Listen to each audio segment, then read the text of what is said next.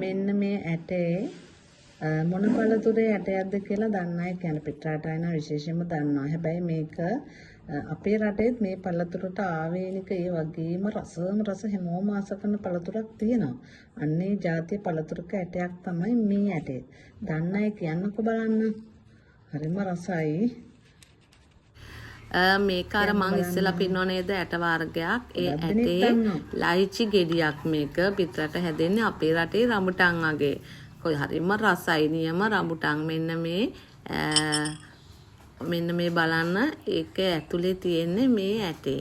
මෙන්න මේක තමයි මම ඉස්සෙල්ලා ඔයගලන්ට පෙන්නුවේ. ලයිචි ගෙඩිය. ඒ කියන්නේ අපේ ලංකාවේ නියම රඹුටන්.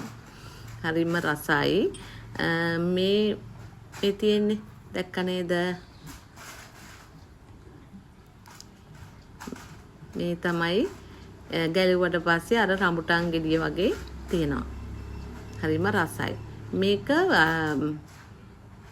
වයින් එකක්. මේක චයිනාවල තියෙන වයින් එකක් තමයි.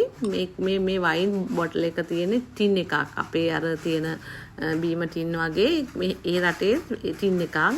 ඒ වයින් ඒ සාරෙන් වයින් හදලා ඔය ගෙඩිය ඒක ඇතුලේ තමයි දාලා තියෙන්නේ.